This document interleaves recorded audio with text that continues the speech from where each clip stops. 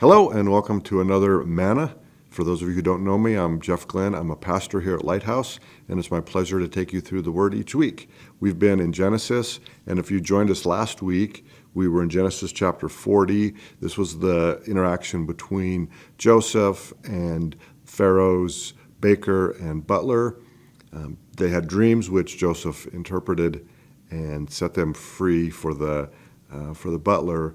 Not such good news, though, for the baker. But we find Joseph, now flash forward 2 years. So there was an agreement. Joseph said to the butler, hey, remember me when you get out of here, that maybe he would be able to be set free by his favor to the butler.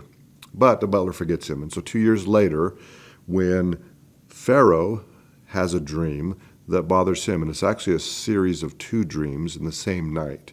And the first dream is a dream where he's standing by the river, presumably the Nile, and 7 fat, good-looking, healthy cows come up out of the water, and then shortly thereafter, 7 really ugly and kind of sickly, skinny cows come up, and they devour the fat cows. And so that kind of freaks him out, and he wakes up and goes back to bed and has another dream about grains, or heads of grain, and he sees 7 healthy heads of grain growing, and then kind of the same thing, some withered, sickly, sad-looking heads of grain devouring those nice plump heads of grain. And so he's troubled by it. He sends out to his magicians, who are unable to tell him the dream, and lo and behold, the butler remembers, oh, hey, there's this Hebrew that we met when we were in jail, and he was the one who interpreted our dreams, and I was restored to you, and the baker was the one who was hanged. And so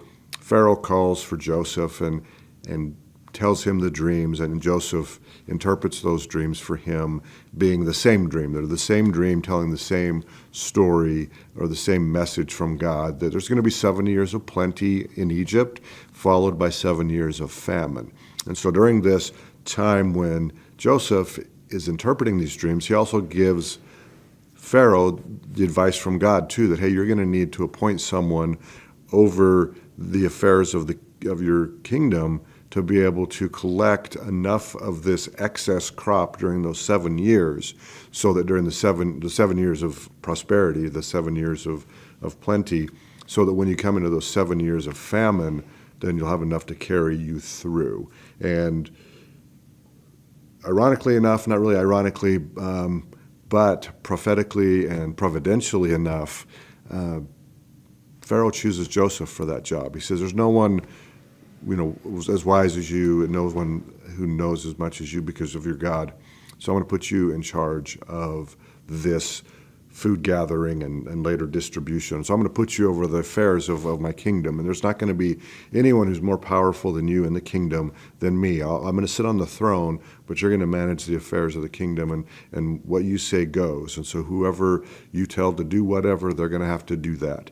He then puts them in a chariot, and they ride around, and the Pharaoh tells people, hey, bow the knee to Joseph. And so it's an excellent story coming to us from ancient times, but it tells us quite a few things, and there's many things in here. The first thing that we see is Joseph's posture, and we saw it in the last chapter as well, but we see in verse 12 and 13. When this isn't the posture, but this is the interpretation of the dream. So this is the butler telling Pharaoh about Joseph. Now there was a young Hebrew man with us, a servant of the captain of the guard, and we told him, and he interpreted our dreams for us. To each man he interpreted according to his own dream, and it came to pass.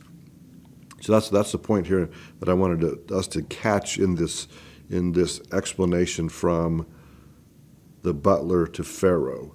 And it came to pass. We know that it indeed did come to pass.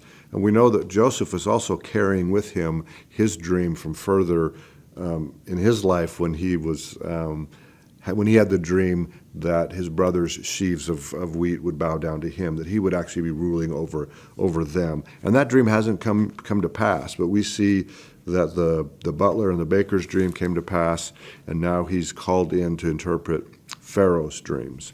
And so as we do that, we see Joseph's posture. This is where we see Joseph's posture in verse 39 through 41, where he says, "Then Pharaoh said to Joseph, insomuch as God has shown you all this, there's no one discerning and wise for you. You shall be over my house and over all my people. They shall be ruled according to your word. Only in regard to the throne I will be greater than you." And Pharaoh said to Joseph, "See, I've set you over all of the land of Egypt." And so this is that interaction here, and with Joseph being set over all the land. And in verses 16 and 25, we see what God is doing for Joseph here. This Joseph's, finally his posture. "So Joseph answered Pharaoh, and saying, It is not in me. God will give Pharaoh an answer of peace."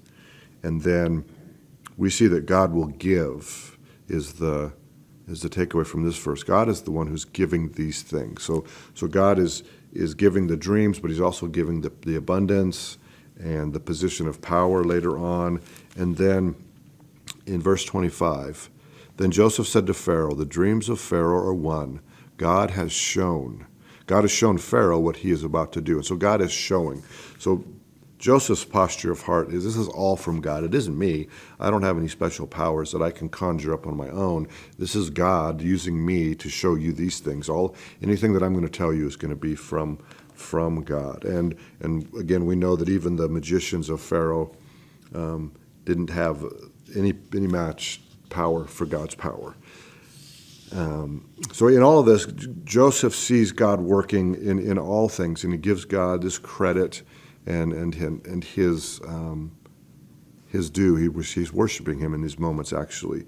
And so that's an encouragement for us, an encouragement for you today is to look for and to expect even God to be working in every circumstance in your life, including and especially the ones that are tough, the ones that you don't quite see what's going on yet.